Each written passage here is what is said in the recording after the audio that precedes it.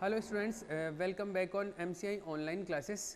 तो हम पढ़ रहे थे फिजिक्स के अंदर सेंटर ऑफ मास का टॉपिक, और अब आज हम लोग सेंटर ऑफ मास से रिलेटेड केवीटी प्रॉब्लम्स के ऊपर डिस्कस करने वाले हैं। तो आज का जो टॉपिक है हमारा वो है केवीटी प्रॉब्लम्स, और केवीटी प्रॉब्लम में किस किस टाइप की चीज़ें होती है, क्या होता है इसका मीनिंग, इस पर बात करेंगे। तो हमारा जो टॉपिक है दैट इज़ केवीटी प्रॉब्लम। देखो, ये जो टॉपिक है इसमें हम स्टार्ट करेंगे इसको, पर सेम टाइप का कंसेप्ट आपको मोमेंट ऑफ इनर्शिया में भी देखने को मिलेगा। तो अगर आप यहाँ पे समझ लेते हो तो मोमेंट ऑफ इनर्शिया में भी काम आएगा। ये यहीं पे नहीं, ये सेम कंसेप्ट आपको ग्रेविटेशनल जो फोर्सेस वाला जो चैप्टर है और जो इलेक्ट्रोस्टेट है 12th का, उसके अंदर भी यूज होने वाला है। तो इस कंसेप्ट को ठीक से समझ लेना, सेम पैटर्न पर अलग अलग जगह पे हम लोग इसको यूटिलाइज करेंगे। ठीक है, चलिए तो स्टार्ट करें। देखो, कैविटी प्रॉब्लम है क्या, इस बात को समझिए। ऐसा है कि जैसे मान लो आपके पास में एक डिस्क है। क्या है आपके पास में? एक डिस्क है सपोज, और डिस्क जो है वो कुछ ऐसा है कि इसका यहाँ पे कुछ सेंटर है, ठीक है, तो यहाँ पे कुछ इसका सेंटर है। अब मान लो मैं इसका पूछूं कि आपका इसका सेंटर ऑफ मास कहाँ पे है। अब ये जो डिस्क है इस सिमेट्रिकली अगर मास डिस्ट्रीब्यूटेड हो इसके अंदर, थोड़ा अच्छा नहीं बना क्या? एक को ट्राई कर लेते हैं, थोड़ा बेटर बनाने की कोशिश करते हैं। ओके, देखो अगर आपके पास में ये कलर चेंज करते हैं, एक सेकेंड।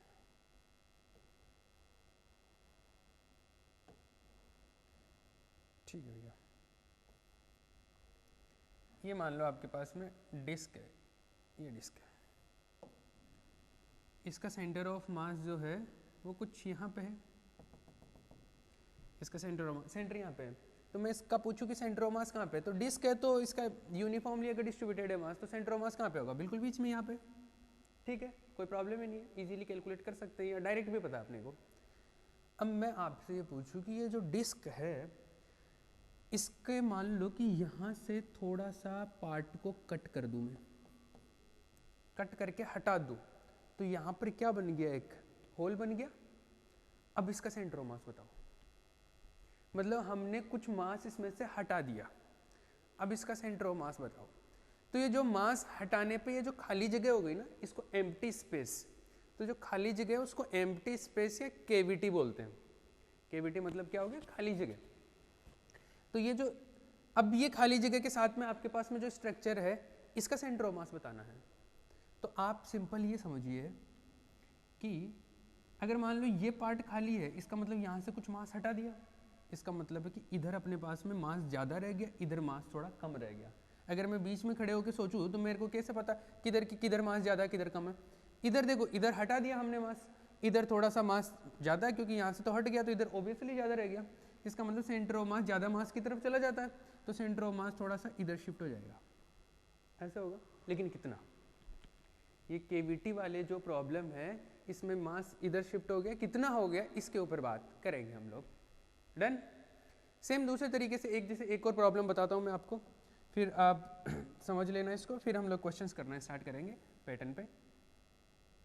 मान लो आपके पास में ये है एक स्फेयर है, स्फेरिकल बॉल है ना? क्या है आपके पास में? एक सेकेंड, आपके पास में एक स्फेरिकल बॉल है, सॉलिड बॉल है पूरा, ठीक है। इसके अंदर से एक छोटा सा, मान लो ये बड़ा भी हो सकता है, लेकिन ये छोटा वाला, ये छोटा सा हमने क्या किया, एक इतना सा बॉल बाहर निकाल लिया मटेरियल, मतलब इतना मटेरियल हमने बाहर निकाल लिया, एक छोटा स्फेरिकल बॉल जितना मटेरियल बाहर निकाल दिया हमने। तो बीच के अंदर उसमें क्या रहेगी? छोटी सी खाली जगह रहेगी, और वो खाली जगह कैसी है? स्फेरिकल फॉर्म की। अब इसका सेंटर ऑफ मास बताना है, क्योंकि एक तरफ से अगर थोड़ा सा अगर आप मास हटा दोगे तो सेंटर ऑफ मास थोड़ा सा शिफ्ट हो जाएगा।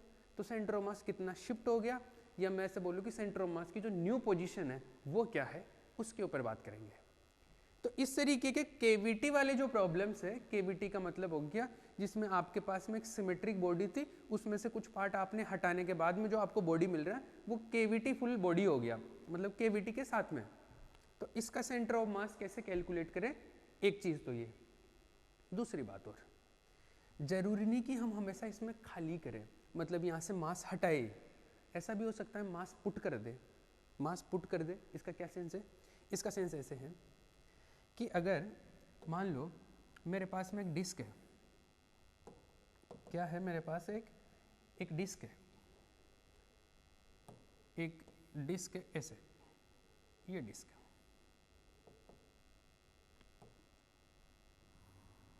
ये घूम रही है, ऐसे समझो, इस एक्सिस के अबाउट ये घूम रही है, घूमे जा रही है। इसका सेंटर ऑफ मास कहाँ पे है? बिल्कुल बीच में, सेंटर पे। अभी सिमेट्रिक बॉडी है तो सेंटर ऑफ मास कहाँ पे? बीच में। ऐसे समझ लो कि आपका जो डीवीडी डिस्क आता ना, है ना, मूवीज वगैरह देखते हो, डीवीडी डिस्क, तो वो डीवीडी डिस्क है, वो ऐसे घूम रही है, इसका सेंटर ऑफ मास कहाँ पे? यहाँ पे। अब मैं इस डीवीडी डिस्क के ऊपर इस जगह पे मान लो एक कॉइन रख दूं, क्या रख दूं? एक सिक्का रख दिया मैंने। अब आप ये देखो कि ये सिक्का रख दिया, तो अब ये जो सिस्टम है इसमें क्या है? एक तो डीवीडी डिस्क है और एक क्या है? एक सिक्का, एक कॉइन है। अब मुझे इस सिस्टम का सेंटर ऑफ मास बताना है। तो अब इस सिस्टम का सेंटर ऑफ मास आप ये समझिए, अगर आपके पास में ओनली ये डिस्क होता तो सेंटर ऑफ मास यहाँ पे होता, लेकिन अब ये कॉइन भी रख दिया, तो इस तरीके से समझिए कि इस तरफ थोड़ा सा मास ज़्यादा आ गया, क्या इस तरफ थोड़ा सा मास का एडिशन कर दिया हमने, एक तरीके से देखा जाए तो थोड़ा मास इस तरफ ज़्यादा, तो सेंटर ऑफ मास भी इस बीच वाले पॉइंट से थोड़ा इधर के सक जाएगा। ये बात समझ में आ रही है?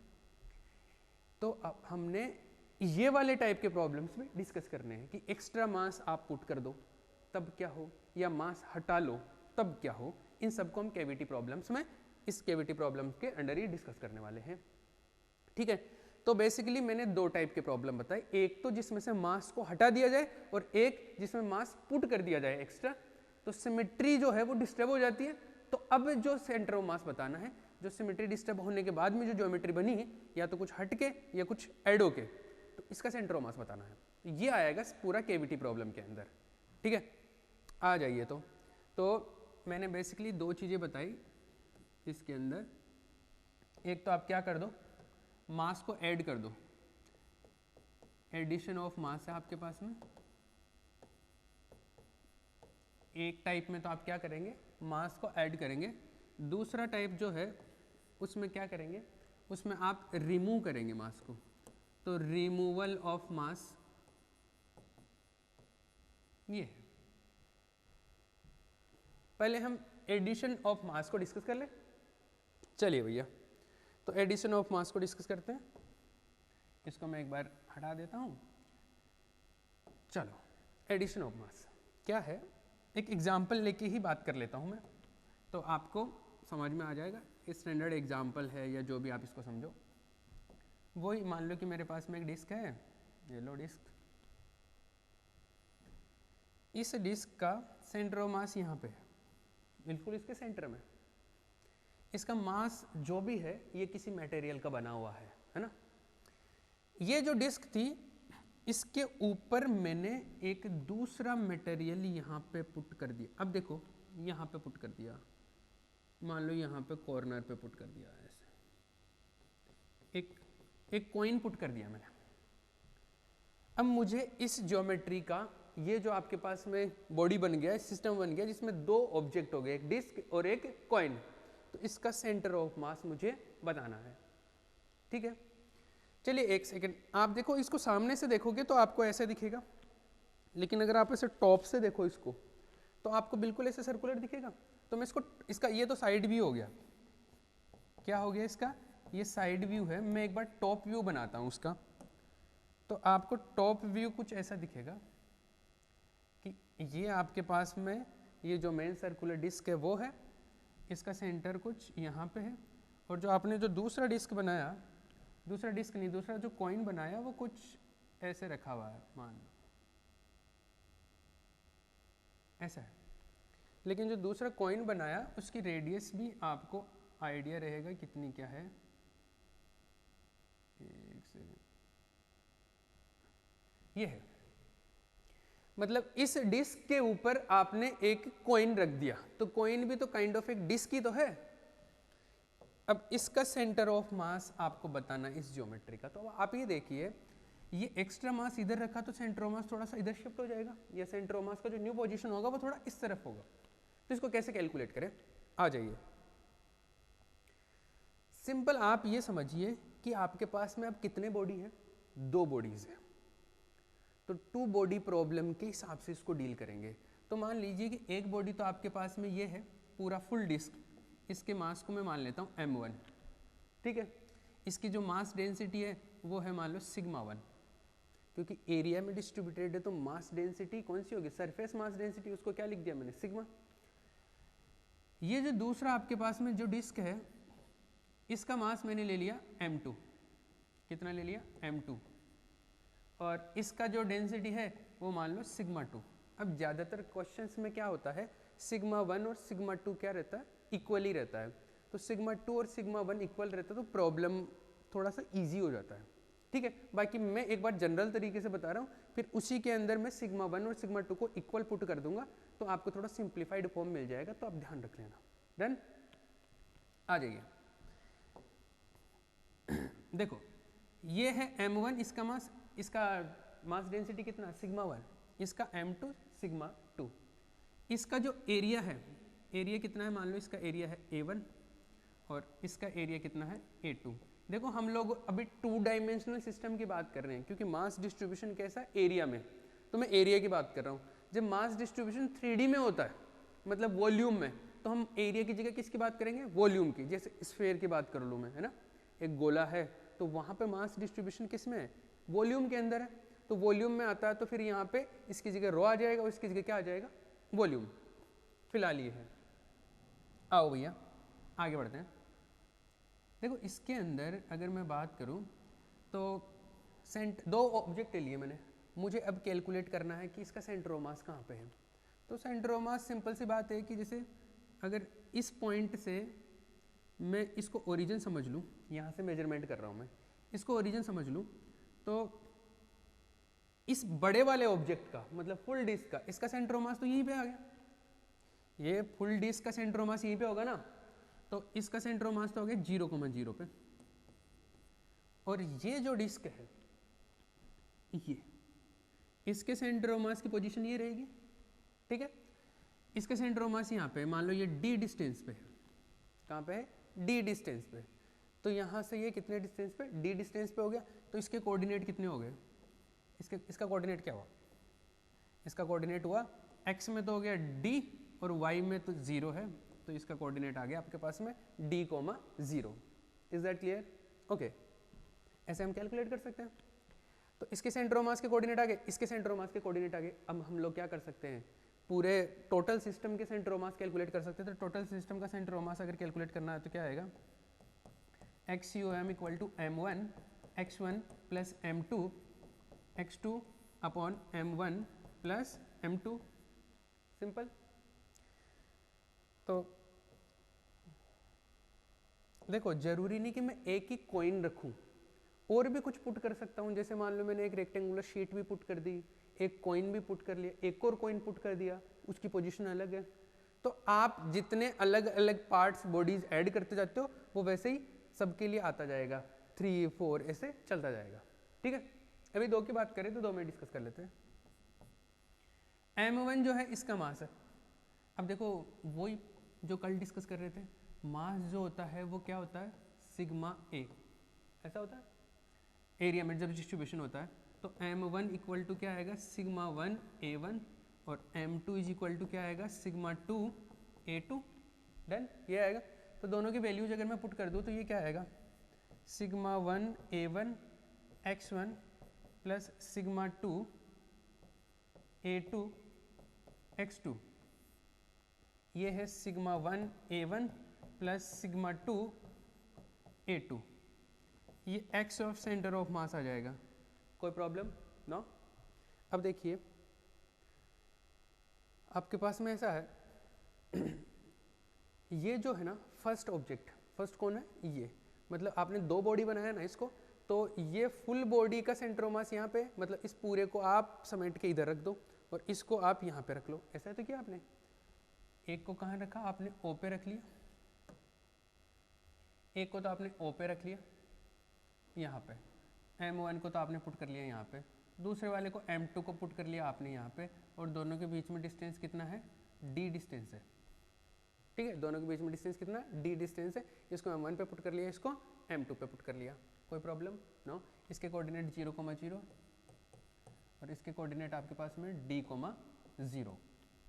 अब देखो इसका x कोऑर्डिनेट 0 है, इसका x कोऑर्डिनेट क्या है d, y कोऑर्डिनेट तो वैसे 0 है, x कोऑर्डिनेट की बात करें तो इसका x coordinate 0, y coordinate sorry इसका x कोऑर्डिनेट d, तो इसका x कोऑर्डिनेट 0 है तो x1 हो गया 0, तो ये तो 0 हो गया, इसका कितना है d, तो ये कितना मिला आपको, ये तो हो गया 0, तो आपको मिला ये σ2 A2 और ये क्या है d अपॉन ये σ1 क्या है, σ1 A1 जो भी है प्लस σ2 A2, ये मिल गया आपको XCOM। तो आप क्या कर सकते हैं, ये सेंटर ऑफ मास की पोजीशन आप कैलकुलेट कर सकते हैं कि सेंटर ऑफ मास की पोजीशन क्या आएगी। ओके, कहाँ से कर रहे हो आप, ये बीच वाले पॉइंट से है ना। अब इसमें देखो एक सिंप्लीफाइड फॉर्म ये होती है कि जैसे आपका जो डिस्क था वो मान लो लकड़ी का था और वो जो कॉइन आपने रखा वो लोहे का रख दिया आपने, तो डिस्क का मटेरियल अलग है, लकड़ी हो गया, वुड हो गया, और कॉइन का मटेरियल मान लो आयरन हो गया, तो दोनों का जो मास डेंसिटी है दैट इज डिफरेंट।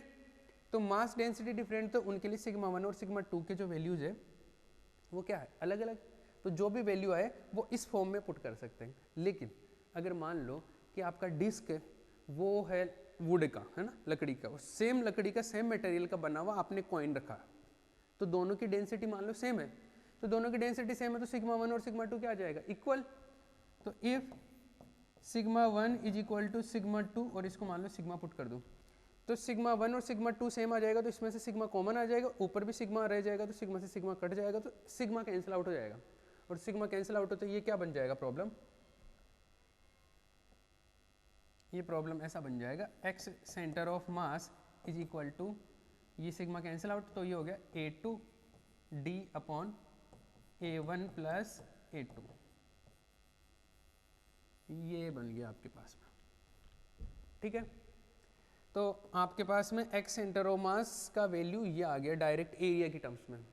इसी टाइप के फॉर्मूले पहले भी बताए थे मैंने कि जब मास डेंसिटी सेम हो जाता तो ओनली एरिया में बच जाता है, उसमें क्या था A1 x1 plus A2 x2, यहाँ पे x1 0 था और x2 जो था वो d था, तो पुट कर दिया वैल्यू, तो इस तरीके से आ गया ये।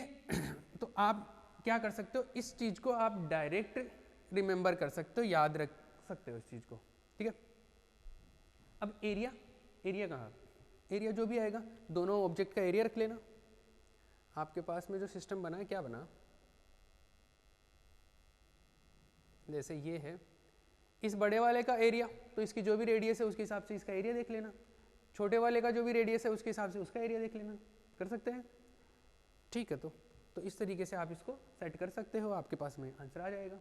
तो आप इस फॉर्मूले को डायरेक्ट भी याद रख सकते हो, इस फॉर्मूले को आप डायरेक्ट याद रख सकते हो कि ये इस तरीके से, तो एरिया जो भी आएगा उनका, और ये डी क्या है, डी है इसके ओरिजिन से दूसरे वाले के सेंटर ऑफ मास का डिस्टेंस क्या है, इस पॉइंट से मतलब इसके सेंटर ऑफ मास से इसके सेंटर ऑफ मास के बीच की डिस्टेंस, ध्यान से सुनना इस बात को, ये डी क्या है, यहाँ पे ओरिजिन रखा तो यहाँ से इसकी डिस्टेंस है इसके x की, या मैं ऐसे बोल लूँ कि इसका सेंटर ऑफ मास यहाँ पे है और इसका सेंटर ऑफ मास यहाँ पे, तो दोनों के सेंटर ऑफ मास के बीच की डिस्टेंस, करेक्ट।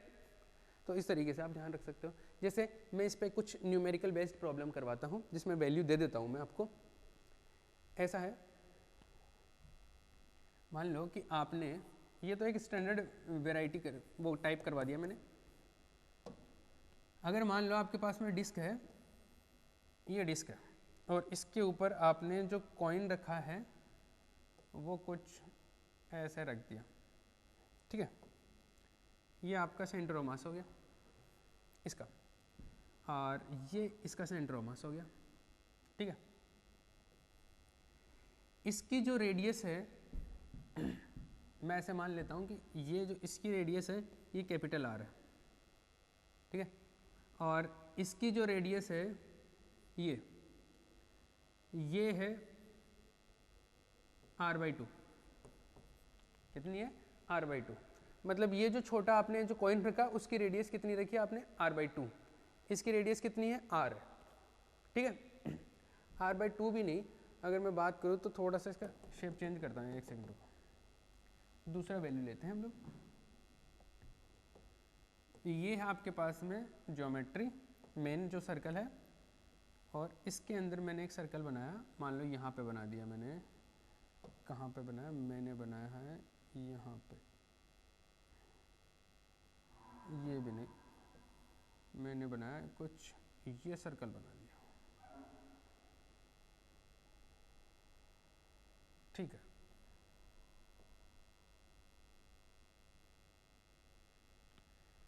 ये भैया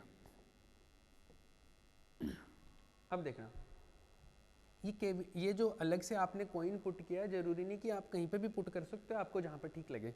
मैं जैसे इसमें ऐसे कर रहा हूँ, इसके अंदर इसका मास जो भी आप लिखना चाहो, इसका डेंसिटी है मान लो सिग्मा 1 और इसका डेंसिटी कितना सिग्मा 2, और दोनों का डेंसिटी क्या बराबर है। मैं ऐसे मान के चल रहा हूँ कि दोनों सेम मटेरियल के बने हुए हैं, तो दोनों का डेंसिटी क्या है, इक्वल है।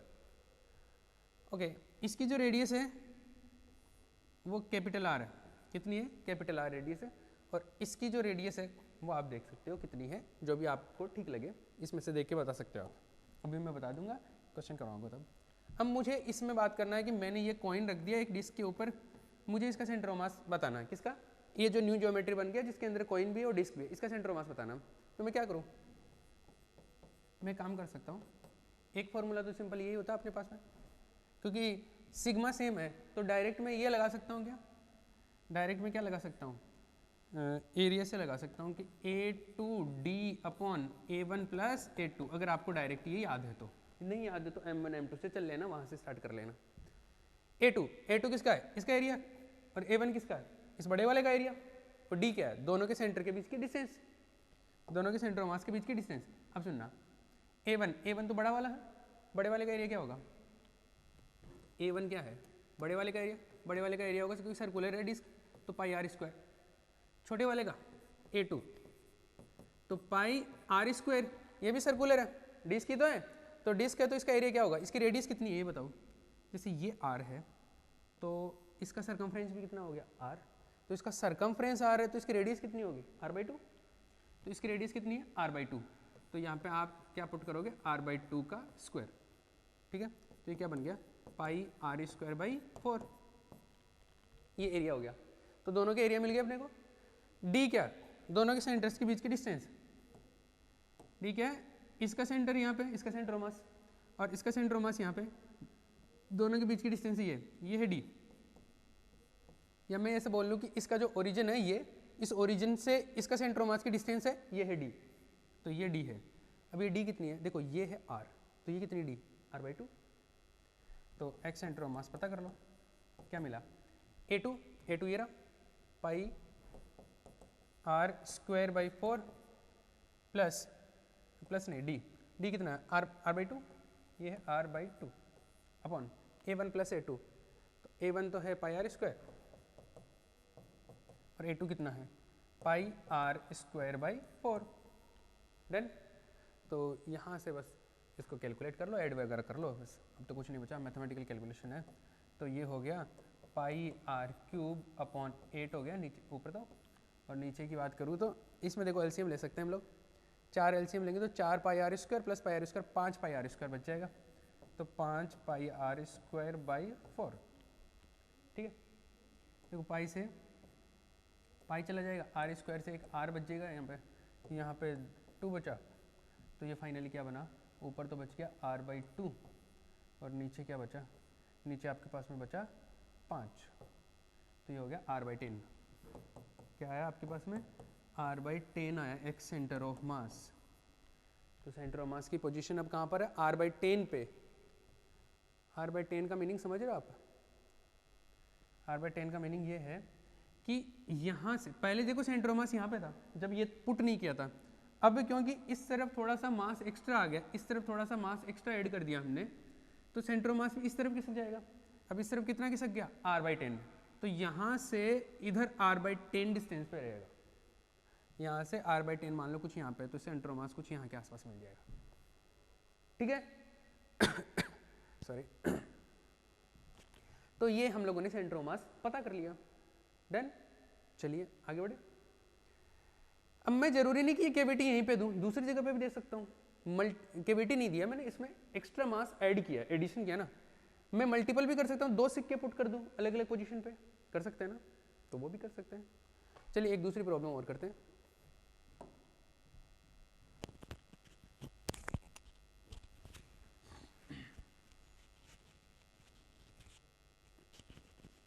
एक प्रॉब्लम और कर सकते हैं। देखो आपको वीडियो अगर थोड़ा धीरे लग रहा हो तो आप डबल की स्पीड में देखो, कोई इश्यू नहीं है। देखो अगर मान लो आपके पास में ये है डिस्क और आपने वो जो पुट किया वो यहाँ पे पुट किया, कहाँ पे पुट किया, ये लो।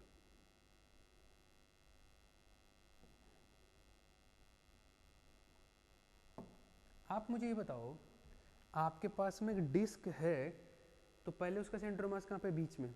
अब आपने एक सिक्का रखा और सिक्का कहाँ रखा, बिल्कुल बीच में। सिक्का रख दिया कहाँ पे, बिल्कुल बीच में, ऐसे। तो अब सेंट्रोमास कहाँ पे जाएगा, कोई बता सकता मुझे? मतलब बिना कैलकुलेशन के भी आप बता सकते हो, कैलकुलेशन से तो आएगा ही, बिना कैलकुलेशन के भी आप डायरेक्ट बता सकते हो। कहाँ पे जाएगा? सेंटर ऑफ मास का यहीं पे रहेगा। कैसे?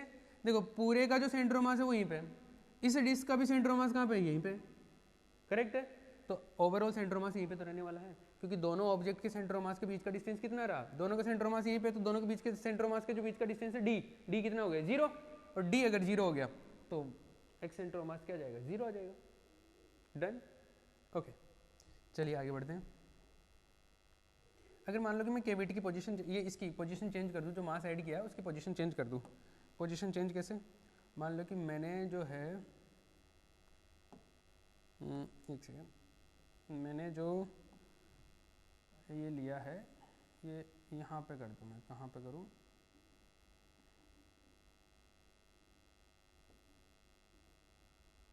ऐसे ये रखा मैंने, ठीक है। ये कॉइन यहाँ पे रखा, इसको टच करते हुए रख दिया इधर, इसको टच करते हुए रखा, तो इसकी जो इसकी रेडियस है r, ठीक है। इसकी रेडियस कितनी है r, और इसका जो डायमीटर है वो डायमीटर में समझ लेता हूँ कि इसका डायमीटर है r/2। डायमीटर कितना है इसका, r/2। रेडियस नहीं बोल रहा मैं, क्या बोल रहा हूँ, डायमीटर। डायमीटर ये पूरा r/2 है, ठीक है। तो r/2 डायमीटर की आपने एक केविटी, एक कॉइन पुट किया, कहाँ पे, इसकी रेडियस को टच करते हुए, रेडियस को टच करते हुए r/2 का आपने पुट कर दिया, ठीक है, r/2 डायमीटर का। अब इसका सेंटर ऑफ मास बताओ, तो इसका सेंटर ऑफ मास कहाँ पे मिलेगा? सिंपल सी बात है, देखो इधर एक्स्ट्रा मास पुट किया है तो सेंटर ऑफ मास भी इसी लाइन पे मिलेगा कहीं ना कहीं, तो कहाँ पे मिलेगा, तो वही पहले वाला प्रॉब्लम। अगर डेंसिटी सेम है, डेंसिटी सेम नहीं है तो सिग्मा सिग्मा के टर्म्स आ जाएंगे। अगर डेंसिटी सेम है तो आपके पास में क्या मिलेगा, डायरेक्ट फॉर्मूले से x centre of mass equal to क्या मिलेगा आपको, A2 into D upon A1 plus A2। तो सिंपल है, दोनों का एरिया पता करना है, और डी, तो डी तो क्या है, इसका सेंटर ऑफ मास यहाँ पे, या ओरिजिन यहाँ पे, और इसका सेंटर ऑफ मास यहाँ पे, तो इन दोनों के बीच की डिस्टेंस ये है डी, ठीक है। अब देखो ये r/2 है ये पूरा, तो ये टोटल r है, ये r/2 है, तो ये भी कितना बच गया, ये r/2, ये कितना बचा आपके पास में, r/2। अरे ये पूरा जो रेडियस है इस बड़े वाले का वो r है, ये यहाँ तक r/2 है, तो ये भी कितना हो गया, r/2, तो टोटल तभी तो r आएगा। तो ये यहाँ से अपने d क्या है, d है ये यहाँ से यहाँ तक का, तो अब d क्या है समझना ध्यान से, ये बाहर बाहर वाली जो डिस्टेंस है वो है r/2, ये वाली r/2, और ये कितनी है, इस डायमीटर की आधी, डायमीटर कितना r/2, तो r/2 का आधा कितना हो गया, r/4, तो ये d है क्या, d है r/2 प्लस r/4। अरे यही हुआ ना, ये वाली डिस्टेंस, ये टोटल r में से r/4 माइनस कर लेना, तो ये आपके पास में कितना आ गया, ये 3r/4 आ गया, ये तो आ गया आपके पास में d। अब एरिया देखना, आपको एरिया देख लो ना, क्या दिक्कत है। एरिया फर्स्ट का एरिया आ गया पाई r² कैपिटल, और दूसरे वाले का जो एरिया है छोटे वाले का वो पाई, उसका रेडियस कितना, इसका रेडियस कितना, इसका डायमीटर r/2, तो रेडियस कितना हो गया, r/4, तो रेडियस का स्क्वायर करेंगे तो r/4 का स्क्वायर हो जाएगा, तो ये हो गया आपके पास में पाई r² बाई 4 का स्क्वायर 16, ठीक है। अब A1, A2 और D के वैल्यू पुट कर दो, आपको सेंटर ऑफ मास की पोजीशन मिल जाएगी। करेक्ट? तो इस तरीके से आप कर सकते हैं, इसमें कोई बड़ी बात नहीं है, इस टाइप की चीज़ें आप कर लोगे। डन? ओके, आगे बढ़े, चलिए आगे चलते हैं।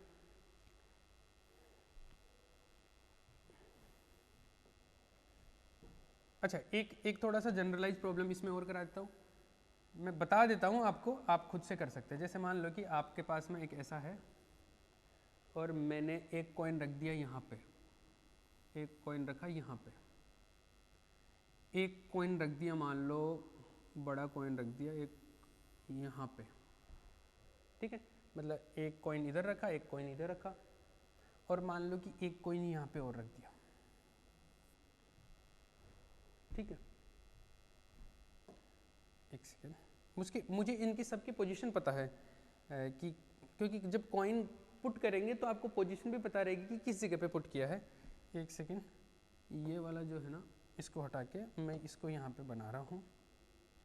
एक कॉइन पुट कर दिया मैंने यहाँ पे और एक कॉइन पुट कर दिया मैंने इस जगह पे। मतलब मैंने जो पुट किए हैं उनका अगर मैं लोकेशन के हिसाब से बताऊँ तो ये एक्स एक्सिस पे पुट किया मैंने और ये वाई एक्सिस पे पुट किया, ठीक है। अब देखो इस सवाल को कैसे किया जाए। अब इसमें मैंने 3 कॉइन पुट कर दिए, एक खुद ये डिस्क था। अब इसमें कितने बॉडी हो गए? 4 बॉडी हो गए। आपको सेंटर ऑफ मास पता करना है, तो सेंटर ऑफ मास पता करने के लिए क्या करेंगे, आप चारों बॉडीज के मास के बारे में बात करेंगे। और तो सिंपल फॉर्मूला ऐसे बनता, पहले तो ये क्या हो गया, m1 x1 plus m2 x2 plus m3 x3 plus m4 x4 upon m1 plus m2 plus m3 plus m4, ऐसे हो गया। 4 होगा। अब 4 होगा मास, और ये x कोऑर्डिनेट पता करने के लिए x कोऑर्डिनेट पता करने के लिए सबके x कोऑर्डिनेट चाहिए, और y कोऑर्डिनेट पता करने के लिए सिमिलरली y वाले में भी ये चीज़ कर सकते हैं। अभी पहले x की बात कर लेते हैं, y वाला आप खुद से कर लेना।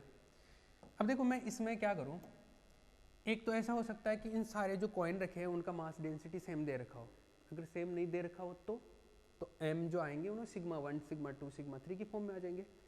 और अगर सेम दे रखा हो तो फिर तो m हट के क्या आ जाएगा, सिग्मा कैंसिल आउट हो जाएगा, तो एरिया की टर्म में आ जाएगा, जैसे पहले बता रखे हैं। अब इसमें एक चीज़ समझना, अपने को क्या चाहिए, इनके सबके कोऑर्डिनेट चाहिए। तो मैंने एक इसका, जैसे इसका फुल का जो रेडियस है वो कैपिटल आर है, ये जो रेडियस है वो कितना है, कैपिटल आर। तो इसका रेडियस कितना हो गया, पहले तो इसका रेडियस कितना हो गया, देखो ये है कैपिटल आर, तो इसका डायमीटर हो गया ये कैपिटल आर, तो इसका रेडियस कितना हो गया, r/2। इसका रेडियस जो है, इसका रेडियस हो गया r/2। ओके, इसका देखो ये बताया जाएगा, वैसे ये इसके उस पे है पूरा, ये ऐसे है, इसको थोड़ा सा ठीक से बना दो ऐसा। तो ये है आपके पास में, ये मान लो कि ये आपको दे रखा है कि इसका जो रेडियस है कुछ ना कुछ दिया हुआ रहेगा, जैसे इसका ये जो है डायमीटर दे रखा, मान लो डायमीटर कुछ दे रखा है, मान लो कितना r/2, तो डायमीटर r/2 दे रखा है, डायमीटर r/2 दे रखा है, तो आप क्या करेंगे, इसका रेडियस कितना हो गया, इसका रेडियस जो है वो कितना हो गया, r/4।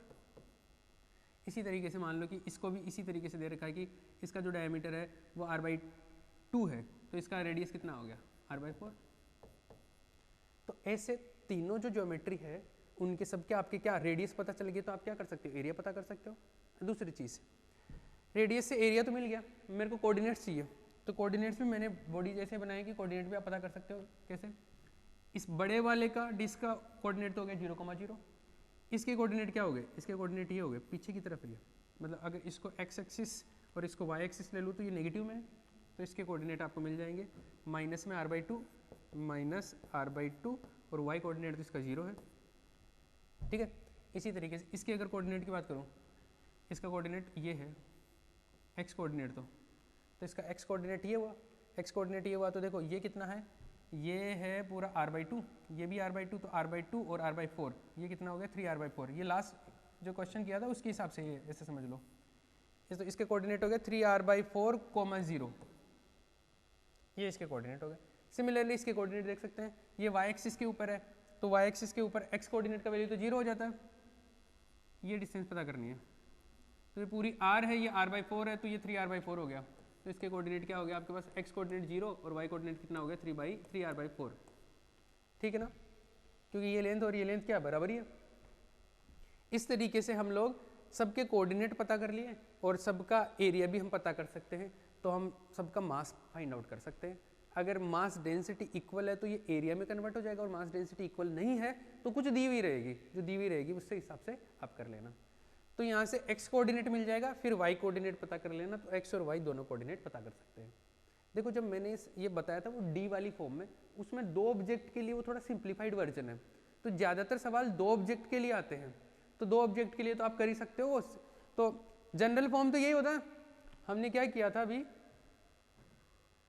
हमने ये जो सारा कंसेप्ट पढ़ा ये हमने 2 ऑब्जेक्ट के लिए कर लिया।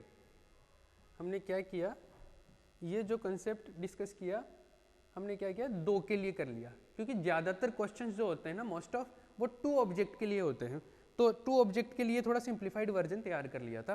पर अदरवाइज आपके पास में मोर देन, जैसे मैंने 3 कर दिया, अलग अलग कॉइन पुट कर दिए अलग अलग पोजीशन पे, तो यहाँ पे ऐड होते जाएंगे नंबर्स, समझ गए। चलिए जैसे अभी किया, एक टाइप तो ये हो गया एडिशन का जो है, एक तो ये हो गया केवीटी में। अब दूसरे में हम एक्चुअल में केवीटी का ही डिस्कस करेंगे कि जिसमें हम केवीटी बना दें, मतलब मास को रिमूव कर दें। हम मास रिमूवल वाला समझो, एक टाइप तो हमने सीख लिया। टाइम देख लेते हैं एक बार क्या है, टाइम है अपने पास में, 1 सेकेंड।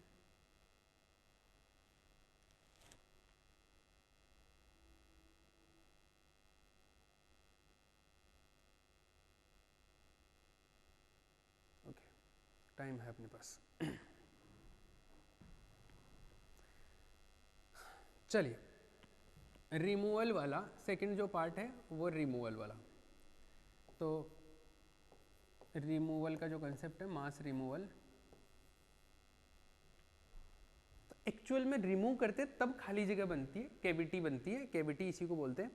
तो इसको कैसे डील करें, चलो आओ। मान लो आपके पास में डिस्क है ना, और इसमें आपने खाली जगह बना दी।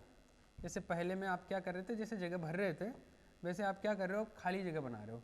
जैसे मान लो कि आपने इतना स्पेस खाली कर दिया, ये क्या कर दिया, कट कर दिया, यहाँ से ये कट करके बाहर निकाल दिया। अब आपके पास में जो ज्योमेट्री दिख रही है उस ज्योमेट्री में क्या है, ओनली ये इतना पार्ट है। क्या कितना पार्ट है आपके पास में, जो ज्योमेट्री बची उसमें है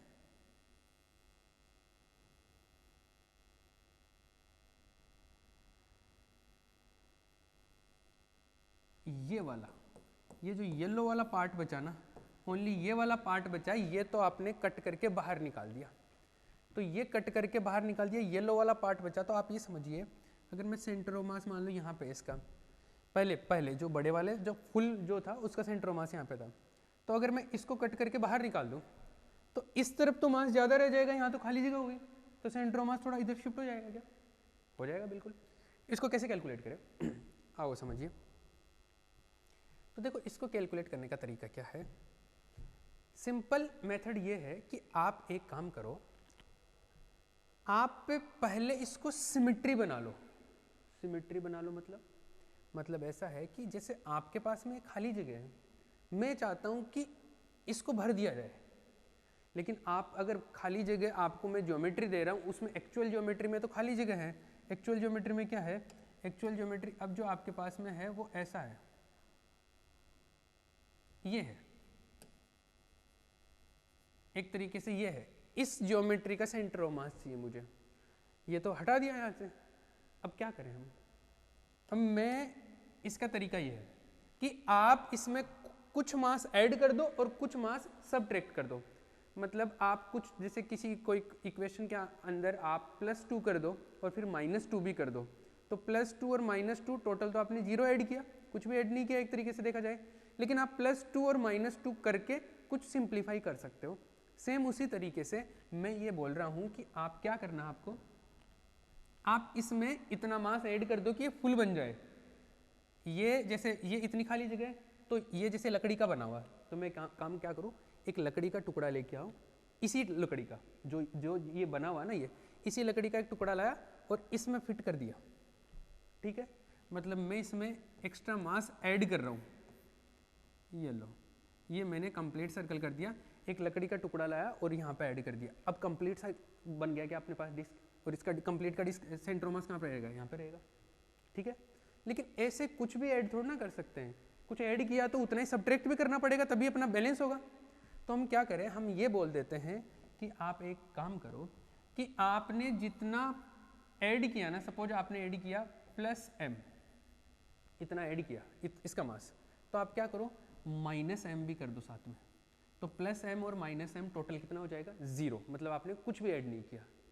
तो अगर आप यहाँ पे कुछ मास ऐड कर रहे हो तो कुछ मास आपको क्या करना पड़ेगा, सब्ट्रैक्ट भी करना पड़ेगा।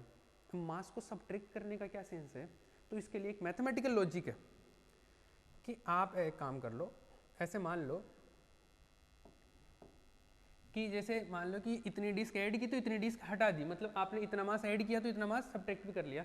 तो ऐसे क्या करोगे आप, ऐसे कर लो कि ये जो आपके पास में पहले का सिस्टम था, क्या पहले का क्या सिस्टम था आपके पास में, ये ऐसा, जैसे आपके पास में ये दिया हुआ है ना, ये दिया रखा है, मैं क्या करूं इस ज्योमेट्री को ऐसे बना लूं, तो कैसे, इस ज्योमेट्री को ऐसे बना लेता हूं कि ये मेरे पास में मैंने क्या किया, इसमें कुछ मास ऐड किया, तो ये मास ऐड करने के बाद में ये फुल डिस्क बन गया, और मैंने कितना मास ऐड किया, मैंने इसके इक्वल कुछ मास ऐड किया, जितने में ये भर जाए उतना मास ऐड कर दिया।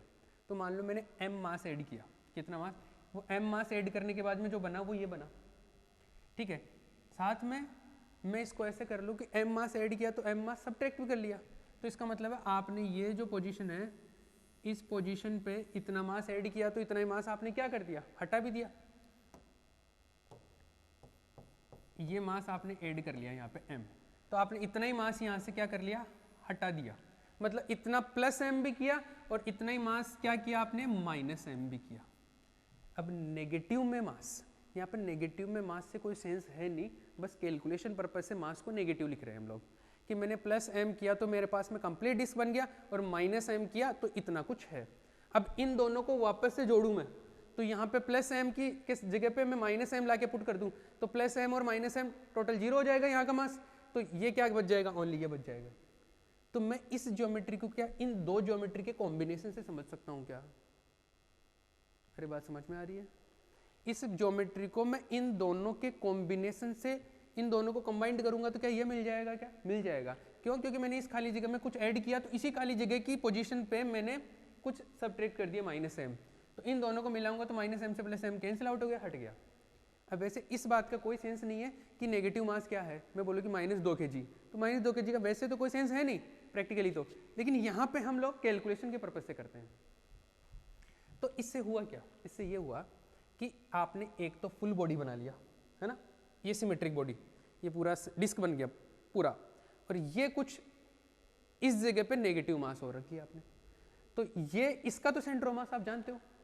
अब क्या करोगे आप, इस बॉडी का सेंटर ऑफ मास तो आप जानते हो, इस बॉडी का सेंटर ऑफ मास कहाँ पे, एक ये, और इस बॉडी का सेंटर ऑफ मास है यहाँ पे, और ये कहाँ पे है, यहाँ पे नेगेटिव में, मतलब आपके पास में अब ये जो बॉडी थी इसको मैंने इस दो के कॉम्बिनेशन से मान लिया, तो इसमें दो बॉडीज हो गए, एक m1 और एक क्या हो गया m2।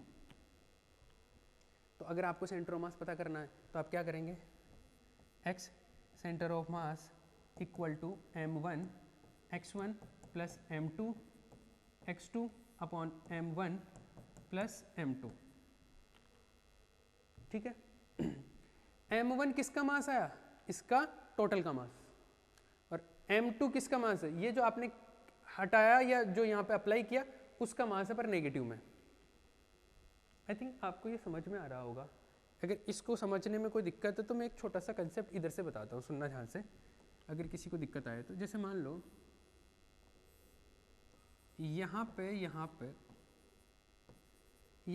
m मास रखा हुआ है, यहाँ पे m मास रखा हुआ है, यहाँ पे m मास रखा हुआ है, यहाँ पे m मास रखा हुआ है, ये सिमेट्रिक बॉडी है। इस सिमेट्रिक बॉडी का अगर मैं सेंटर ऑफ मास पूछूं तो यहाँ पे आ जाएगा, कहाँ पे आएगा, यहाँ पे, क्लियर है। लेकिन अगर मान लो आपके पास में बॉडी ऐसे दे रखी है कि यहाँ पे मास है, यहाँ पे भी मास है और यहाँ पे भी मास है, लेकिन यहाँ पे कोई मास नहीं है, तो इसका सेंटर ऑफ मास कैलकुलेट करने का एक तरीका ऐसा हो सकता है कि मैं ऐसे मान लेता हूँ कि यहाँ पे मैं मास पुट कर दूँ खुद से, ताकि कैलकुलेशन आसान हो जाए। कैसे कि मैं एक मास m पुट कर दूँ यहाँ पे तो सिमेट्री बन जाएगी, लेकिन अगर मैं पुट करूँगा तो मेरे को सब्ट्रैक्ट भी करना पड़ेगा, तो मैं -m कर देता हूँ।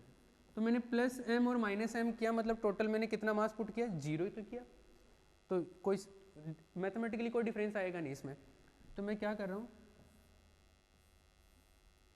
एक मास यहाँ पे पुट किया m यहाँ पे तो था ही ऑलरेडी, यहाँ पे भी था, यहाँ पे मैंने पुट किया वो m, और एक दूसरा इसको मैं कंबाइंडली ले लूँ कि इसको तो m को तो मैंने अलग कर दिया, इस एक को दूसरा कर लूँ, मैं ऐसे कर लूँ, दूसरा वाला ऐसा है, ये -m रखा हुआ है।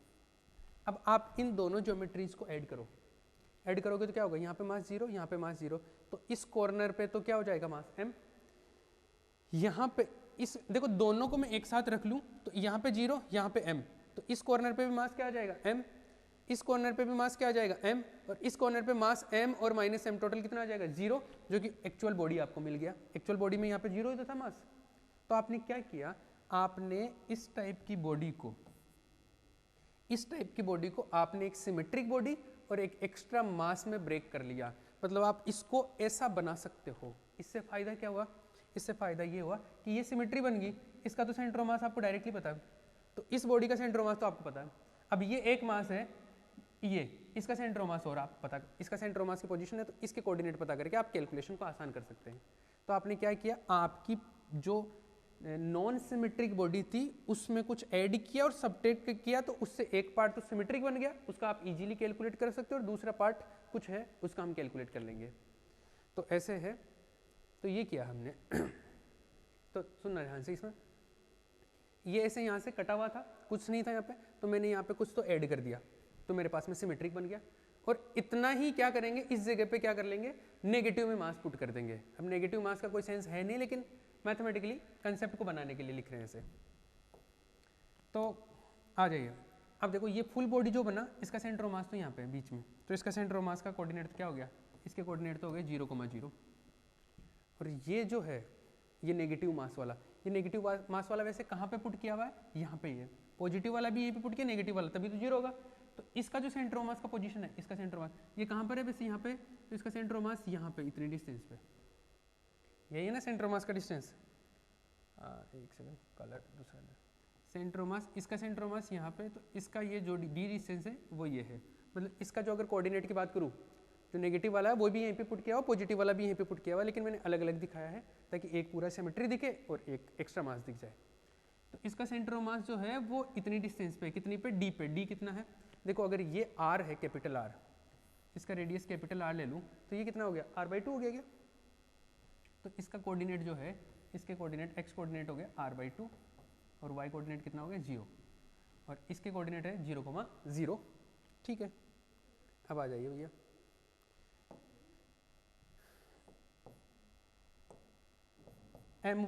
m1 तो क्या है, बड़ा वाला फुल बॉडी, तो फुल बॉडी का सेंटर मास तो 0,0 पे है, तो 0,0 पे तो 0 हो गया, x कोऑर्डिनेट 0 हो गया ना, तो ये टर्म तो क्या हो जाएगा 0। आपके पास बचेगा क्या, m2 x2 upon m1 plus m2। लेकिन तो m2 क्या है इसका, m1 क्या है फुल बॉडी का। अब सुनना ध्यान से, आप अगर एक सेकंड, आप अगर फुल बॉडी बना रहे हो तो आप इसमें क्या करोगे, मास भी पता कर सकते हो। m1 इक्वल टू क्या आएगा, σ1 a1, और m2 इक्वल टू क्या आएगा, σ2 a2। अब आप मुझे ये बताओ कि अगर आपको सिमेट्री बॉडी बनानी है तो आप मास कैसा ऐड करोगे। अगर लकड़ी का बना हुआ तो लकड़ी का तो ऐड करोगे, अगर लकड़ी वाले में लोहे का ऐड कर दिया तो फिर वो सिमेट्री कहाँ बनेगी। इसका मतलब आपने जो मास ऐड किया है या सब्ट्रैक्ट किया है वो भी सेम मटेरियल का किया है, मतलब दोनों का सिग्मा क्या आएगा, सेम। सिग्मा सेम आएगा तो ये क्या हो जाएगा, σ1 और ये क्या हो जाएगा, σ2। ठीक है, लेकिन एक चीज़ ध्यान रखना, ये मास जो है इसका ये नेगेटिव में है। कैसा है, नेगेटिव में। तो m2 नेगेटिव में, तो नेगेटिव में आएगा σ a2, x2 अपॉन ये क्या आ जाएगा सिग्मा a1 और ये क्या है सिग्मा a2। अब मुझे पता है कि मैंने सिमेट्री बनाने के लिए मास जो ऐड किया है उसका मास डेंसिटी सेम ही है, तो मास डेंसिटी अगर सेम है तो सिग्मा से सिग्मा तो कैंसिल आउट हो जाएगा, आपके पास में क्या बचेगा a2 x2 को मैंने d ले लिया, x2 जो है इसको मैंने d लिया, x2 क्या है d, मतलब जो एक्स्ट्रा मास जो ऐड किया था या सब्ट्रैक्ट किया था उसका सेंटर ऑफ मास यहाँ से कितना डिस्टेंस पे वो d है, तो d अगर आ गया तो ये क्या बन गया ऐसे, इसको d कर देते हैं, ये है d और ये हो गया a1 माइनस a2, ये XCO है, ये केवीटी प्रॉब्लम आ गई। तो केवीटी प्रॉब्लम को आप डायरेक्ट, आप ये देखो कि जो पहले एक फॉर्मूला बताया था ना ये वैसा ही फॉर्मूला है, बस यहाँ पे क्या हो रहा है, अच्छा एक सेकेंड, m2 का वैल्यू यहाँ पे क्या आ जाएगा नेगेटिव आ जाएगा, m2 का वैल्यू नेगेटिव आने की वजह से, तो आप जब भी ये पुट करो तो ये नेगेटिव के साथ में पुट करना, मतलब आप यहाँ पे तो पॉजिटिव कर सकते हो लेकिन जब इसकी वैल्यू पुट करो तो आप क्या पुट करोगे नेगेटिव में। तो वो पहले ऐड करने वाला जो था ना उसमें यहाँ पे प्लस प्लस था और सब्ट्रैक्ट करने वाले में मतलब रिमूव करने वाले में क्या है यहाँ पे नेगेटिव आ गया, तो आप डायरेक्ट भी ध्यान रख सकते हो दोनों फॉर्मूले टू बॉडी के लिए डायरेक्ट फॉर्मूले अगर ध्यान रखोगे तो क्या हो गए, एडिशन वाले में तो ये जैसे x का पता करना है तो आपको क्या मिला अपने को, अगर सिग्मा सेम आ जाए तो पहले सिग्मा सेम नहीं आए तब भी ऐसे कर सकते हैं m2d upon m1 plus m2, और सिग्मा सेम आ जाता है तो ये क्या बन जाएगा, ये एरिया में कन्वर्ट हो जाएगा, ठीक है। अगर मास डिस्ट्रीब्यूशन 2D में है तो, और 3D में होगा तो वॉल्यूम में कन्वर्ट हो जाएगा। और ऐसे ही अगर मैं उसकी बात करूँ रिमूवल वाले की बात करें तो रिमूवल वाले में ये नेगेटिव आ जाता है, माइनस कर दो इसको ऐसे और आप इसका जो मास पुट करो, आप चाहो तो यहाँ पे भी नेगेटिव लिख सकते हो, पर आपको पता होना चाहिए कि जो आपने ऐड किया है सब्ट्रैक्ट किया उसको नेगेटिव में आना चाहिए मास, ठीक है। और ये भी ऐसे कर सकते हो a2d upon a1 minus a2, तो ये डायरेक्ट ध्यान रख सकते हो ऐसे एग्जाम में स्पीड बढ़ाने के लिए, ठीक है। क्वेश्चन करवाऊँ एक इस पे क्वेश्चन करते हैं टाइम कितना हुआ, चलिए आगे चलते हैं, इस पे क्वेश्चन करते हैं। क्वेश्चन ऐसे समझ लो कि ये है, यही वही डिस्क है, पहले जैसे मान रहे थे वैसे एक डिस्क है और मैंने इस डिस्क के अंदर इतना मास रिमूव कर दिया, ये कट कर दिया, कितनी रेडियस का पार्ट हटा दिया मैंने यहाँ से मान लो r/2 है तो ये मैंने r/4 का, इसका रेडियस कितना है, रेडियस है r/4 रेडियस का एक डिस्क कट किया और वो हटा दिया यहाँ से, और वो कहाँ पे इसके पास में रखा हुआ है ऐसे, मतलब सरकमफ्रेंस को टच करते हुए डिस्क हटाया मैंने, ऐसा भी हो सकता था ये यहाँ से हटाता मैं, तो मैंने ऐसे हटाया, तो इसका सेंटर ऑफ मास से थोड़ा इधर खिसक जाएगा, तो कितना खिसक जाएगा क्या आएगा, तो उसके लिए मैं डायरेक्ट कर सकता हूँ, देखो क्या करूँगा मैं, एक्स सेंटर ऑफ मास पता करना है तो मेरे को पता है कि ये क्या होता है minus a2d upon a1 minus a2, ये होता है a1 क्या होता है फुल डिस्क का एरिया, तो फुल डिस्क का एरिया मान लो कैपिटल R है, तो फुल डिस्क का एरिया a1 ये क्या आ गया आपके पास में पाई r स्क्वायर, और ये जो स्मॉल डिस्क है इसका एरिया क्या आ जाएगा पाई, इसका रेडियस कितना लिया r/4, तो r/4 का स्क्वायर करूँगा तो r²/16 ये आएगा, a1 a2 आ गया, d कितना है d, ये और इसके बीच का डिस्टेंस ये है d, ठीक है।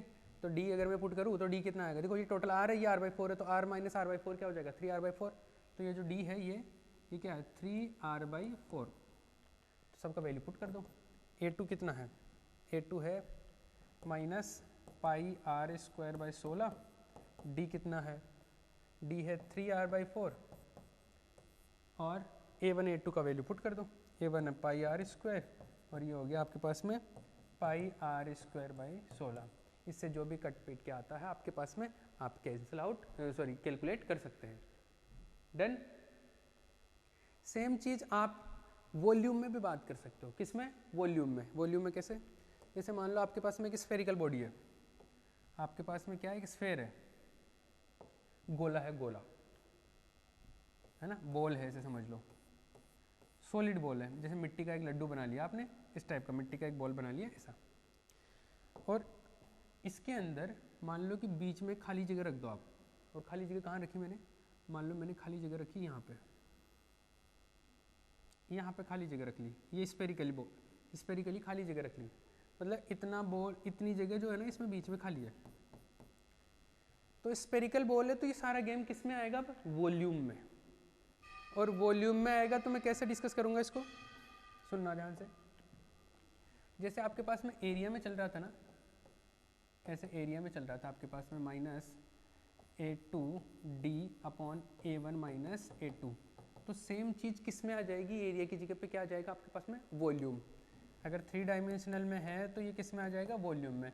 तो यहाँ पे क्या आ जाएगा? V2D/V1 - V2, मतलब V मतलब वॉल्यूम, तो एरिया की जगह 3D में क्या आ जाएगा? वॉल्यूम आ जाएगा। तो इसको कैसे कैलकुलेट करें?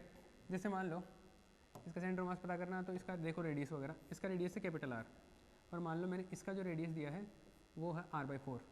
कितना रेडियस दिया है इसका? R/4। और ये बनाया भी कहाँ पे? यहाँ पे बनाया है। जैसे लास्ट वाले क्वेश्चन को देखो आप, मैंने लास्ट वाले क्वेश्चन में ये इसके सरकमफ्रेंस को टच करते हुए बनाया था, है ना, आउटर सरफेस को। यहाँ पे कहाँ पे? एक सेकेंड, इधर कहाँ बनाया मैंने? यहाँ पे इसके सेंटर को टच करते हुए बनाया है, ठीक है। तो क्वेश्चन में इंफॉर्मेशन भी हो सकती है कि सेंटर को टच करते हुए है, कि सरकमफ्रेंस को टच करते हुए, या फिर डायग्राम आ जाएगा। तो ये यहाँ पे बनाया। अब इसके लिए कैलकुलेट करो, वॉल्यूम कैलकुलेट करो। तो वॉल्यूम, ये तो स्फेयर है, स्फेयर का वॉल्यूम क्या होता है? स्फेरिकल एक बॉल है, उसका वॉल्यूम होता है 4/3 πr³, ऐसे होता है स्फेयर का वॉल्यूम का फॉर्मूला, अगर किसी को नहीं पता तो। फर्स्ट का तो कैपिटल R है, तो ये तो हो गया वॉल्यूम फर्स्ट का। छोटे वाले का, ये जो छोटा वाला स्मॉल कैविटी है, इसका वॉल्यूम क्या आएगा? इसका वॉल्यूम आएगा आपके पास में क्या?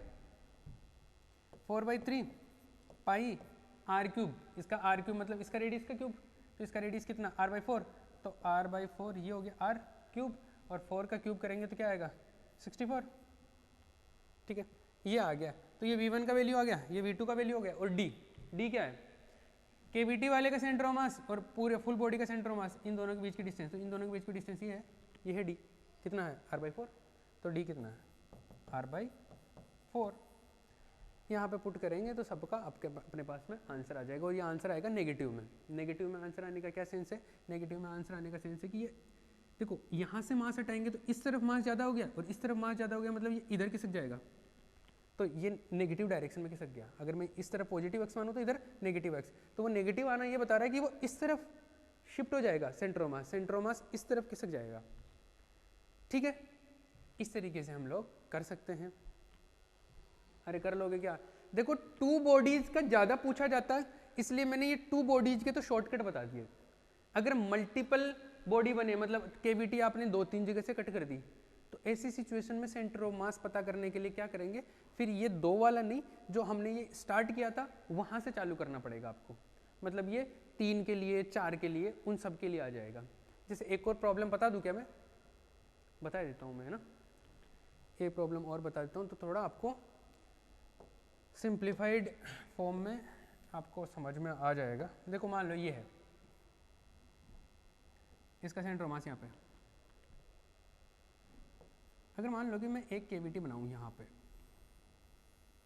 ये डायग्राम हो सकता है आपको बहुत गंदा दिख रहा हो, लेकिन मैं बना लेता हूँ। ये केविटी है, खाली जगह है। आप मेरे को बताओ, जो खाली जगह मैंने यहाँ पे बनाई, अगर इतनी खाली जगह मैं यहाँ पे भी बना दूँ, मतलब इधर से जितना मास हटाया इधर से भी उतना ही मास हटा दिया, तो सेंटर ऑफ मास में कोई पोजीशन, सेंटर ऑफ मास की पोजीशन चेंज नहीं होगी। क्यों नहीं होगी? देखो इधर से मास हटाया, इसका मतलब सेंटर ऑफ मास इधर थोड़ा शिफ्ट हो गया। अब इधर से भी उतना ही हटा दिया, तो सेंटर ऑफ मास बीच में रहेगा। अरे दोनों तरफ से सिमेट्रिकली बराबर बराबर हटाया या बराबर बराबर ऐड करो, तो सेंटर ऑफ मास का पोजीशन बदलेगा नहीं। लेकिन जैसे मैंने एक ये किया, ठीक है, इसी तरीके से मैं इसमें ऐसे करता कि मैं ये जो पुट किया, मैंने ये यहाँ पे नहीं किया। इस बार एक केविटी मैंने यहाँ पे बनाया, और एक केविटी मैंने बनाया है कुछ, ये मान लो कि यहाँ पे एक केविटी इधर बनाया, एक केविटी ये बनाया, मैंने 2 केविटी बनाई। अब मैं पूछ रहा हूँ इसका सेंटर ऑफ मास, किसका? फुल बॉडी का सेंटर ऑफ मास। तो आपको क्या करना पड़ेगा? अब आप ये समझिए, आपके पास में एक इसके लिए भी कैलकुलेशन करना पड़ेगा और इसके लिए भी कैलकुलेशन करना पड़ेगा। तो आप क्या करेंगे? 2 डिस्क लेके आएंगे, एक इसमें भरेंगे, एक इसमें भरेंगे, तो एक पूरा डिस्क बनेगा। फिर एक माइनस मास की यहाँ पे पुट करेंगे, एक माइनस मास की यहाँ पे पुट करेंगे, ठीक है। तो आपके पास में 3 सिस्टम बनेंगे, 3 बॉडीज बनेंगे, एक नेगेटिव मास का यहाँ पे, एक नेगेटिव मास का यहाँ पे, और एक ये फुल बॉडी वाला, 3 बनेंगे। तो तीनों के लिए कैलकुलेशन करनी पड़ेगी आपको सेंटर ऑफ मास की। तो तीनों के लिए कैलकुलेशन कैसे करेंगे, ऐसे देखो सिंपल, जैसे मान लो इसमें हम देखो x सेंटर ऑफ मास भी आएगा और y सेंटर ऑफ मास भी, क्योंकि ये तो x कोऑर्डिनेट में मिल जाएगा, लेकिन ये कहाँ पे है आपके पास में, y कोऑर्डिनेट पे। तो आपका x कोऑर्डिनेट भी बदलेगा, y कोऑर्डिनेट पे आप दोनों चेक करने पड़ेंगे, दोनों कैलकुलेट करने पड़ेंगे। मैं मेथड सिखा देता हूँ पहले।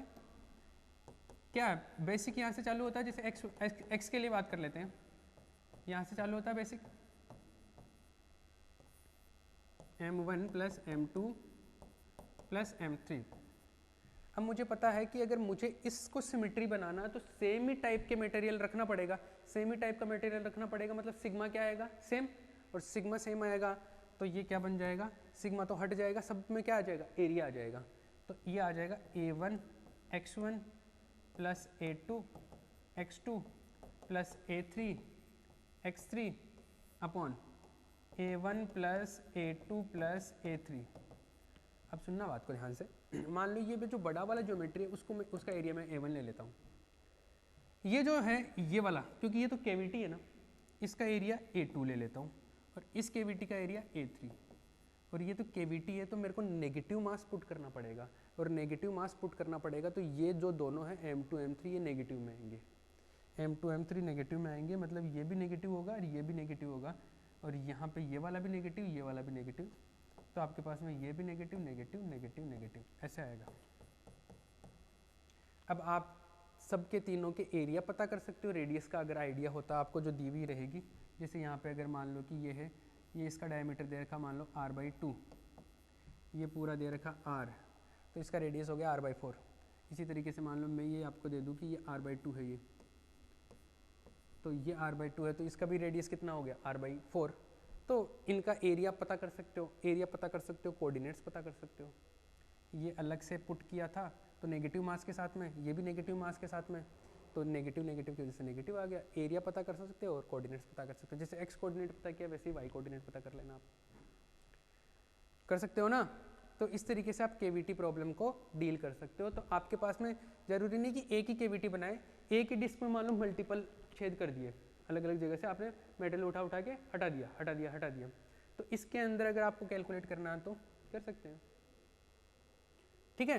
तो बेसिक तरीका क्या है, जो पार्ट रिमूव हो रहा उसका नेगेटिव आ जाएगा, वो टर्म क्या आ जाएगा, नेगेटिव। अब मल्टीपल के लिए हो या 2 के लिए, ज़्यादातर जगह पे 2 के लिए आता है, इसलिए मैंने शॉर्ट जो तरीके बताए वो 2 के बताए, बाकी आपका बेसिक जो तरीका है वो यहाँ से चालू होता है। तो इस तरीके से आप कर सकते हो अगर आपके पास में एक से ज़्यादा कैविटी हो तो।